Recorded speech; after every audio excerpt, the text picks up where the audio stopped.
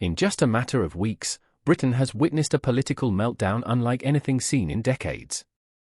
Sir Keir Starmer, once hailed as Labour's unshakable reformer, is now standing on trembling ground. Rebels within his own party are sharpening their knives, millions are turning to Nigel Farage, and a tidal wave of millionaire exodus is threatening the economy. This is not just a leadership wobble, it's a full-blown crisis. So how did it all unravel so fast? Stay with us to uncover the unraveling of a government that hasn't even had time to settle into power. Did you know that over 95% of our viewers aren't subscribed to the channel? We totally get it.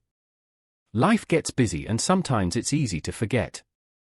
But here's the thing, subscribing is completely free, and it really helps us keep creating the content you enjoy.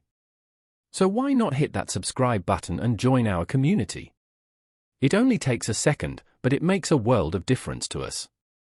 Thank you for your support. It began with the numbers. YouGov's latest polling was a gut punch to the Labour leadership. A net favourability rating of -46 for Starmer, the lowest ever for a sitting Prime Minister in modern polling history. Starmer tried to downplay it. "I don't obsess about the polling," he told the Sunday Times. "I tried to make it water off a duck's back." But the numbers didn't lie. Reform UK, Nigel Farage's insurgent party, had surged. In fact, according to YouGov's MRP model released just last week, Reform UK would be the largest party in a hypothetical election held today. A turquoise tsunami was sweeping through England and Wales. And Starmer's party? Paralysed by infighting, U-turns, and economic blunders. As the numbers crashed, so did Starmer's composure. Political commentator Candace Holdsworth described a Prime Minister who looked like he was firefighting non-stop. Others went further, he looks exhausted, overwhelmed, and clearly no longer in control. Recent weeks have seen not one, but three major U-turns. On welfare cuts, where over 120 Labour MPs rebelled until the Prime Minister watered down his £5 billion austerity plan. On immigration, where Starmer backtracked from his controversial Island of Strangers speech after public backlash and accusations of dog whistle politics. On the family farm tax, where his government now faces revolt from rural MPs and farming unions. Each U-turn, a dent in authority. Each retreat, a sign of weakness. And at every turn, Reform UK surged in the polls. As the Prime Minister fought to contain external threats, a new storm brewed from within, led by his own deputy. Angela Rayner, Labour's deputy leader, introduced an aggressive workers' rights bill meant to reverse decades of Tory legislation. It included repeal of anti-strike laws, an end to zero-hour contracts, expanded redundancy rights, government power to take employers to tribunals on behalf of staff. While hailed by Labour's grassroots, the bill sent shockwaves through the business community. Shadow Business Secretary Andrew Griffith warned that the legislation could lead to a £5 billion annual burden on employers and wipe out 50,000 jobs. Tory peers delayed the bill in the House of Lords, triggering panic in Labour's leadership. Within Labour, the divide was clear, Rayner standing as the voice of the activist wing, Starmer increasingly viewed as the centrist compromiser. Meanwhile, Chancellor Rachel Reeves found herself at the centre of a different storm, the flight of the wealthy. Her decision to scrap the non-dom tax regime and increase employer national insurance contributions led to an exodus.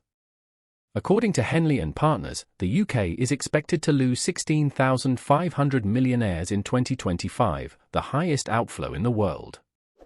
"More high-net-worth individuals are contacting us than ever before," said Simon Hood of John Mason International. "They're leaving for low-tax, high-growth destinations like Dubai, the US, and Qatar." Far from raising revenue, Reeves' policies may be costing the exchequer billions. Critics argue that these moves were ideological rather than economic. And the message to global investors? Britain is closed for business. But Labour's woes weren't just in the cities or financial circles. In the countryside, farmers were preparing for war. Reeves' proposed change to inheritance tax relief on agricultural land sparked fury. Branded the family farm tax, it risked pushing multi-generational farms to sell land just to pay death duties. A group of Labour MPs from rural constituencies formed a rural growth group to amend the bill. Their proposal: raise the threshold to £10 million, then taper benefits. "We want to avoid a rebellion, but we also want to save our farming families," said Sam Rushworth MP. Starmer's misstep on immigration brought even more criticism. His "island of strangers" comment, an unintended echo of Enoch Powell, was deeply controversial. He expressed regret, but it was too late. "I wouldn't have used those words if I'd known," he said. Eve McQuillan, a leading political commentator, summarized the fallout. "Labour can't out Farage. These rhetorical shifts feel inauthentic." Even former Tory MP Alexander Stafford asked, "Does Starmer think mass immigration is good or bad?" He changes his tone week to week. Farage, meanwhile, stayed consistent, attacking the government for weakness, promising order, and tapping into growing disillusionment. Starmer himself admitted, Reform UK is Labour's real opposition. Within Labour, cracks widened. Ex-Minister Louise Haigh called for a full reset. "This is a chance to repair our relationship with the public. We need a different approach." But with Reeves alienating business, Rayner clashing with lords and ministers, and Starmer pivoting every week, there's no clear direction. What started as a reformist government is now facing existential questions. Can Starmer hold his coalition together? Can he outlast the storm? Or is Britain heading toward a political realignment? For a government that prided itself on responsible growth, Labour's internal contradictions were reaching a boiling point. Business leaders who once cautiously supported Starmer's centrist promises were now voicing alarm. Lord Karen Billimoria, founder of Cobra Beer and chair of the International Chamber of Commerce UK, warned, "This is like the 1970s, and we all know how that ended. Businesses are nervous. These policies feel reactionary and anti-growth." The Rayner-backed Employment Rights Bill, Reeves' tax hikes, and the uncertainty over immigration all created one powerful impression: Labour had no coherent economic identity. Then came the delay. Angela Rayner's much-hyped bill to overhaul workers' rights was suddenly postponed, pushed to the autumn. The reason? Resistance in the Lords and private pressure from moderate Labour MPs. Critics warned the proposals would make it more expensive to employ staff, while union donors wanted it pushed through immediately. Businesses were left confused. Even Labour ministers seemed unsure whether the bill would pass in full. Andrew Griffith described it as a madcap policy from Labour's activist fringe. The optics were terrible, a deputy PM pushing legislation that could cost the economy billions, while the actual PM looked like a bystander. Internally, the struggle became more obvious. Rayner represented Labour's activist left, pushing for radical change. Reeves represented economic orthodoxy, yet was now accused of triggering a millionaire exodus. And Starmer? He was increasingly portrayed as indecisive, pulled in both directions, retreating under pressure. One senior Labour source told The Telegraph, "There's no unity in policy or tone. Everyone's freelancing. It's chaos. Starmer is managing factions, not leading them." In this vacuum, Nigel Farage thrived.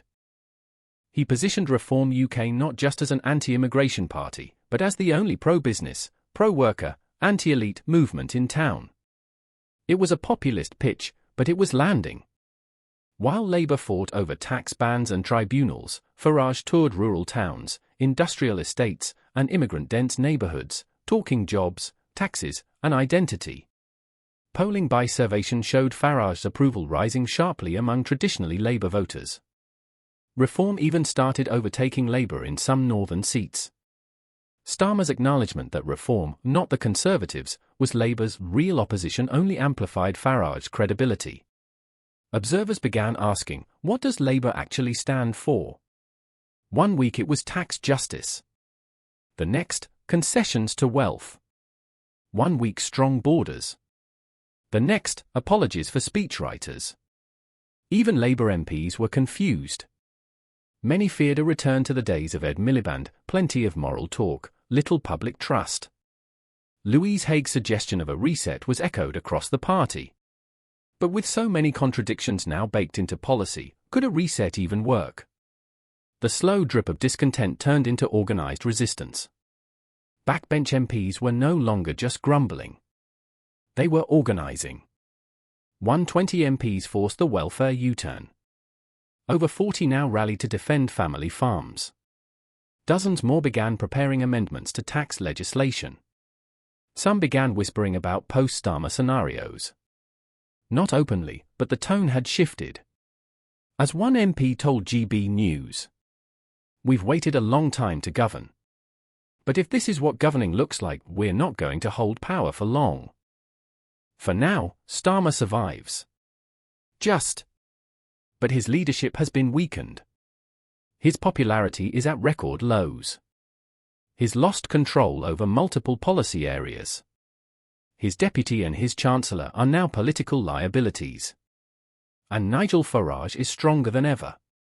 As Labour heads into its first full parliamentary year, the stakes couldn't be higher. Will Starmer manage to unify his party and deliver the bold vision he once promised? Or will Labour tear itself apart, paving the way for the most unlikely political revolution in modern British history? Once treated with cautious optimism by the press, Starmer now faced a different media landscape. The Observer declared that the PM has become an island unto himself. The Sunday Times hinted at the possibility of leadership change if things didn't improve by year's end. Critics across the spectrum, from GB News to The Guardian, were now unified on one point: Labour was wobbling, and Starmer looked fatigued. This narrative shift was dangerous. Because once a Prime Minister is viewed as weak by the public and the press, the political class often follows. Meanwhile, the Conservative Party remained largely irrelevant in the national conversation. Kemi Badenoch, newly installed as party leader, struggled to gain traction. Her voice was muted amid the Starmer-Farage narrative. Starmer even admitted, it's hard for her. The party just lost badly. Being opposition leader now is a thankless job. But this vacuum also helped Farage. Without a strong Tory counterweight, Reform UK appeared as the only real alternative.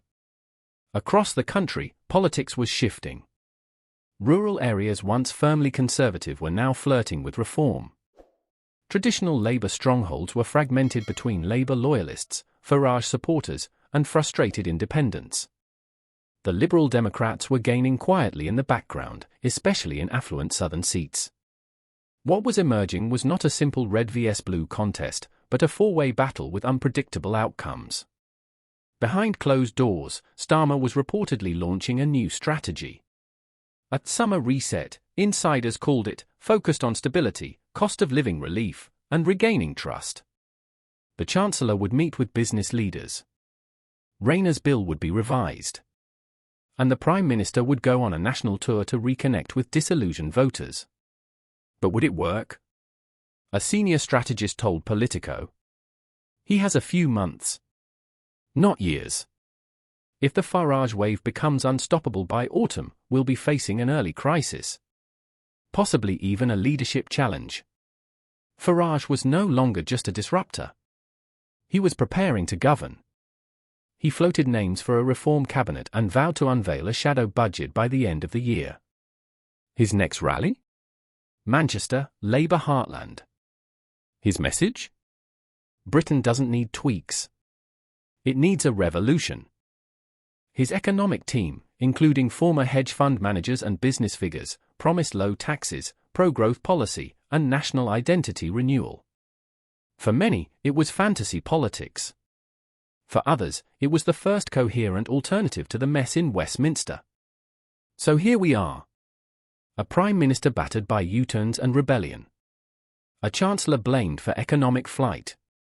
A Deputy PM pushing a radical Labour law agenda. And Nigel Farage, stronger, sharper, and more relevant than ever. Britain is no longer debating who should govern, but what the very soul of government should be. As Starmer stumbles, and as the public grows restless, one thing becomes clear.